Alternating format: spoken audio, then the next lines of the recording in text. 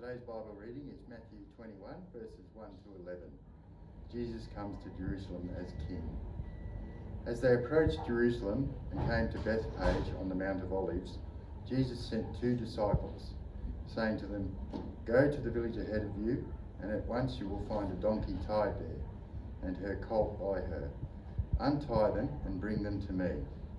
If anyone says anything to you, say that the Lord needs them, and he will send them right away." This took place to fulfill what was spoken through the prophet. "Say to daughter Zion, see your king comes to you, gentle and riding on a donkey, and on a colt, the foal of a donkey." The disciples went and did as Jesus had instructed them. They brought the donkey and the colt, placed their cloaks on them for Jesus to sit on.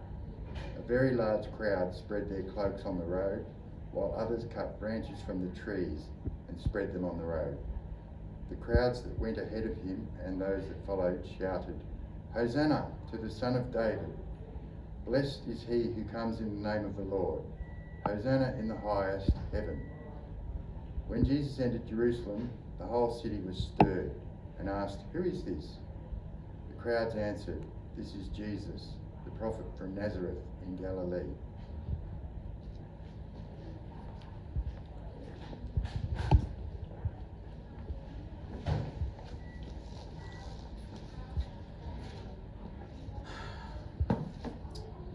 Friends, if we haven't met before, I just want to say hello. I'm Graham Anson. I'm Wayside's Minister Pastor in Bondi Beach, and I bring you greetings from Bondi this morning.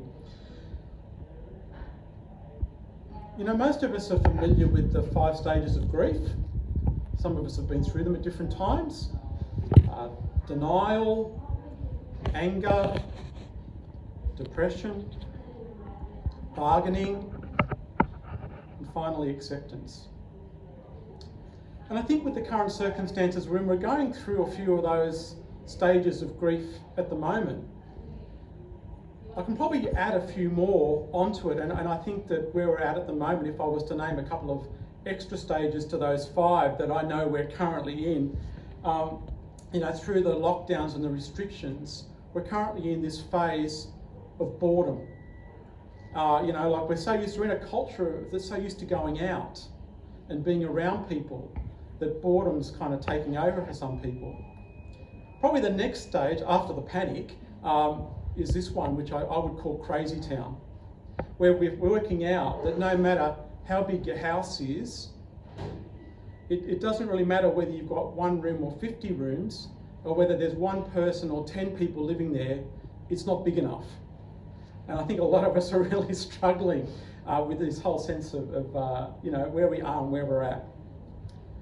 Now, I know there's been some new realisations, and sure there have been some new realisations that are hitting us, some gains, if you like, through the struggle we're going through. A lot more families and couples and people online are spending more time together than we used to. People are spending more time in kind of, even if we're separated, we're spending more time together. The fast-paced motions of life has slowed right down. Our circles and distances travelled have come to be quite tight. There's been advantages for our environment. There's been a recalibration going on for many people, where we're working out that money and wealth are not the centre of life. But gee, there's been some big losses.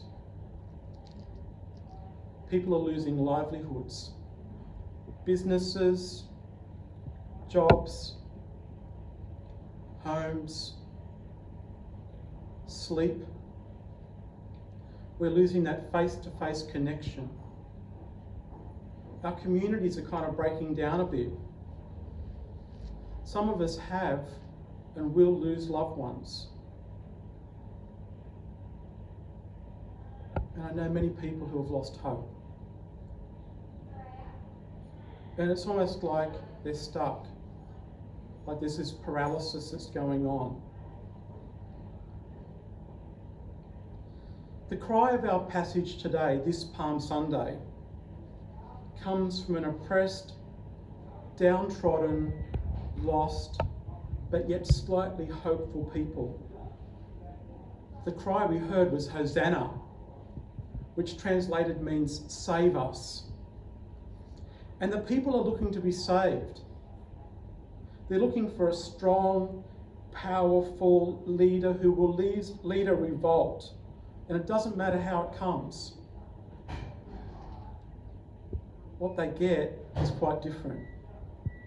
Because the person coming into town on a donkey is a courageous and intentioned but humble, unarmed, prophetic, peace-driven hillbilly. And he's not inviting them into a revolt, he's inviting them into a movement. A movement that's led peacefully, that withstands and resists the status quo, that wants to change the status quo. The other scream of this passage, if you like, the quiet scream of this passage at us, is that change happens, but it happens best when we do it together. Margaret Mead, a well-known anthropologist, was once asked by one of her students, what are the first signs of civilization in a culture? And I think the student was expecting a response like, fish hooks or clay pots or grinding stones. But Margaret's response was this. It was the first sign of civilization in a culture was when she found a broken bone, a healed broken bone in a femur. The student was a bit perplexed, and Margaret went on to explain that in the wild, when animals break a bone, when they break a leg bone, they can no longer get to the watering hole. They can no longer get food. And they actually become the prey of other animals, of the beasts of the wild. But what she was saying was that when she found a broken femur, it showed that for a human being who had suffered such an injury, there had been a community around them who had cared, who had stayed with them, fended for them, fed them, tended to them through their recovery.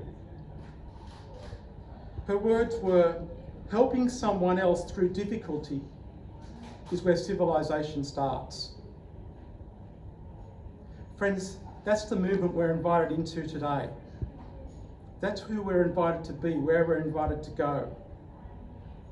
Now, I hope you get an opportunity to see this too. I get to see this almost every day.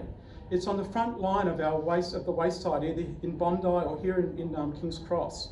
I see our frontline staff caring for people who are sort of bewildered and lost, who are feeling that hurt from needing to be isolated or separated from each other.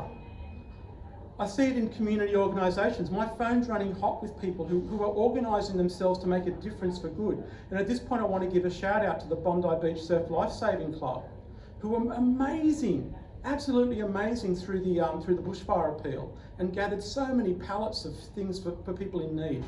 And they're now gathering again for people in need through this crisis now. It comes through individuals. And I hope this works for you, either in person or online or from your phone. But I've seen people who are individuals who are helping, who are reaching out to their neighbours, to strangers. Individuals who are donating, and it might be goods or services or money.